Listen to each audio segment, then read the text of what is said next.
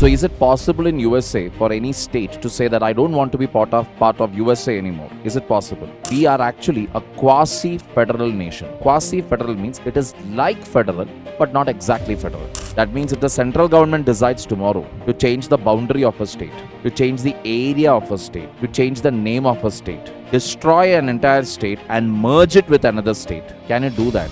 Center can actually pass laws on state subjects, not on normal basis, only in the extraordinary circumstances this is possible. So ultimately the bottom line is what? About that sub-district, then the district.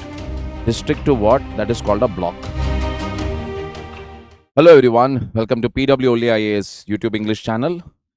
I'm back here with a 10th chapter of NCERT Polity. This is my official Telegram channel. You can reach out to me over here. The public administration batch will start, next batch will start somewhere from November, December. It will be in English, simply means 80% of the content will be in English, with 20% explanation in Hindi. Rest of the PDF, lecture notes, etc. will definitely be in English language. This is the comprehensive current affairs program that will be starting from 29th September. Next month onwards, that is from October month onwards, the weekly current affairs which used to go live in YouTube will be on Saturdays. I repeat it, from the month of October, the weekly current affairs which used to go live on Wednesday 7 p.m. will be going live on Saturday. Timing etc. will be revealed to you later. Please stay tuned with this channel to know more details. If you are not subscribed yet, please do subscribe. Next thing, all class notes will be available free of cost on the PW app. Just visit the app and there enroll and you can access the notes for free. All right, people. So let us get right into it. The topic or our chapter, federalism. So what do you mean by federalism? Federalism simply means it is the vertical division of powers.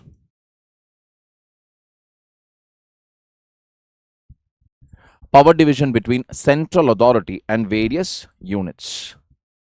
Center, state, local. Local as in panchayats and municipalities. American federalism is like coming together. Coming together means states came together, they signed an agreement and they said that, okay, let us form the United States of America. So is it possible in USA for any state to say that I don't want to be part of USA anymore? Is it possible? Absolutely yes. That means in USA, states can secede.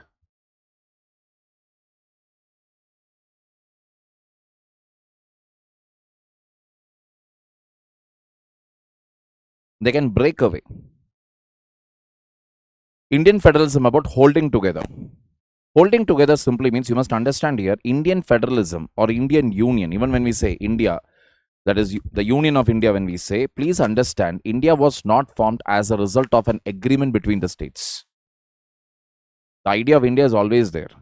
In other words, in India,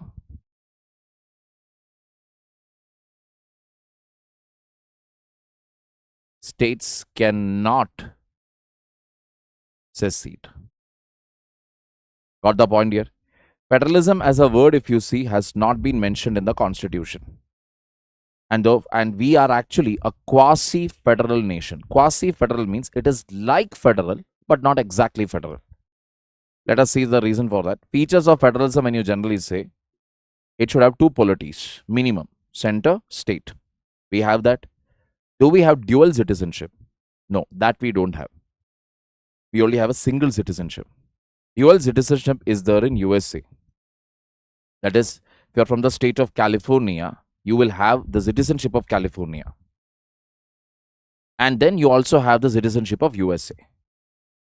Dual government, two governments, independent judiciary, again that also we have. So if you see, two polities, dual government, independent judiciary we have. But when it comes to citizenship, we don't have dual citizenship. Quasi-federal. That means we don't have all the features of a federation. Some are there. Unitary features. Unitary feature simply means what? Unitary feature simply means center or federal government has more powers. If you actually look at it, in India, you have a mix of both. We are an indestructible union of destructible states. Means what? That means if the central government decides tomorrow to change the boundary of a state, to change the area of a state, to change the name of a state, or destroy an entire state and merge it with another state, can it do that? It can, with just a simple majority. That means it is not at all a difficult task to change an entire state. Destroy it, change its area, increase its area, change its boundary. Easily it can be done. That is why it is said that it is an indestructible union. But can you destroy the idea of India? India's territory? Can we destroy that? No. Getting the point here. States cannot destroy the union. But union can definitely destroy the states. Definitely agreed. It will be a political disaster of Himalayan proportions. Whichever political party will do that, they are never going to win an election afterwards. But as per the law, as per the constitution, it is absolutely possible. Strong center. We do have it. Residuary powers lies with the center. Most subjects comes under union list. These are some of the features which clearly shows that we have unitary features. Different forms of power sharing. Power sharing can be of different forms. Horizontally between legislature, judiciary and executive. Vertically between center, state and local. Through social groups like religious, linguistic and minority. And through political parties and pressure groups. Power sharing will be there. In India especially, we know that farmers pressure group is an important pressure group. Chambers of commerce, again important. Confederation of Indian Industry, these are all pressure groups, again important. Clear? Provisions that create strong central government. Let us see that. First one is emergency provisions. You have national emergency, call it state emergency, or president's rule, or financial emergency. During all these times, center becomes powerful. State will have to listen to the center. Centralization of financial powers. That means ultimately, whatever grants to states, it is decided by the center again. Strong position of the governor. Governor can give reports to center regarding the performance of the state. Central legislation over state subjects. Center can actually pass laws on state subjects, not on normal basis, only in extraordinary circumstances this is possible. That is, you have signed a foreign treaty to give effect to it. Number one, when there is a national emergency, when there is president's rule, when two or more states make a request, or when Rajya Sabha passes a resolution. Only under these circumstances, center can actually make a law on state subject. Central government's instructions to state also has to be followed. Lack of territorial integrity of the state, which I told you earlier, that is easily center can destroy a state. All India services. All India services, even though you're recruited and trained by the center, you will ultimately go and work in the states. Fundamental rights under Article 33 and Article 34. That means once you are in the military service or once you are in the armed services, you have very limited FR. Got the point here. Even once you are a government servant also, you have limitations. You cannot actually click, like, or even share a post which is critical of the government once you are in the government service. I can do that. You cannot. Evolution of center-state relations. So, evolution of center-state relations. Yes, this one portion here is just a little political actually. That is, if you generally look at it, from 1947 onwards, you only had one government large, one party largely, which is Congress. But from 1960s onwards, what you basically had regional parties coming in.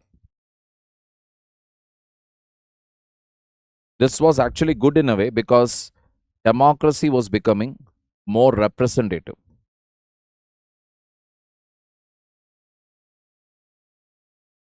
Later on, following the emergency, we had the first coalition government.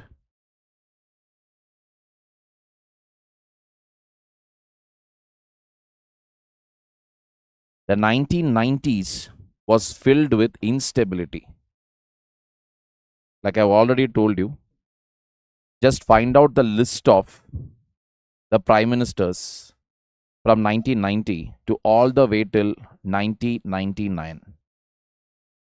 You'll be in for a pleasant surprise. All right. And this coalition era continued up to 2014.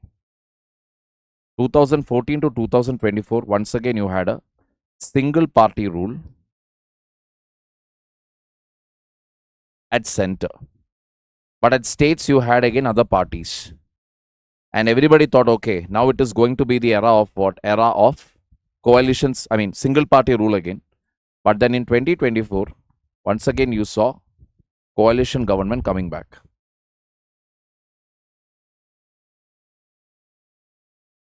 All right. So based on this, the center-state relations have evolved. All right. Conflicts in India's federal system, demands for state autonomy. So more state independence have always been demanded due to financial, cultural, and linguistic aspects. Financial, right now, southern states always keep telling, we are paying more taxes, but we are getting only less share. Cultural and linguistic aspects. Culture and linguistic means what? Language issue again, you know it. The anti-Hindi protest which keeps taking place in the state of Tamil Nadu. We have seen similar protests in the state of Maharashtra, arbitrarily in the state of Karnataka.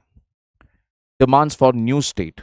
Demands for new state generally comes when there is socio-economic backwardness.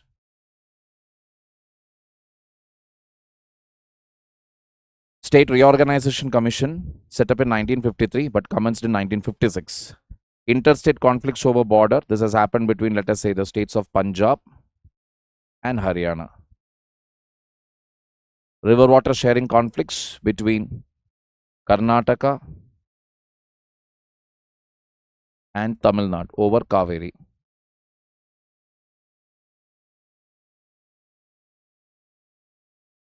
Special provisions under Article 371 for some states. Andhra Pradesh, Goa, Gujarat, Maharashtra, Sikkim and Telangana. Basically to develop it. That is the only reason they have been given that special provision. Special category status has been discontinued from 14th Finance Commission. Local government, 73rd and 74th Constitutional Amendment 1993. Details of which we will discuss in our next chapter. Local government director, if you see, land regions or revenue, local government. States, district, sub-district, village. District, sub-district and village together is called block. Urban, again, you have cantonment board, municipal corporations which are divided into wards. Rural area, you have panchayat, district panchayat, intermediate panchayat, village and PESA panchayat wards. Traditional local bodies, autonomous district councils, village council wards. Just understand it. You may get a prelims oriented question. Just goes on to show how the divisions are made. Clear? So ultimately the bottom line is what? About that sub-district, then the district. District to what? That is called a block. And then many districts make up your state. Urban, it can be cantonment boards that generally comes under military. Municipalities, corporations, notified areas, etc. These are all based on the population largely. Like how big the population size is. Panchayats, again, your district panchayat, intermediate panchayat, something like the block level panchayat, village and PESA panchayat. PESA panchayat means these are panchayats that have been extended to scheduled areas.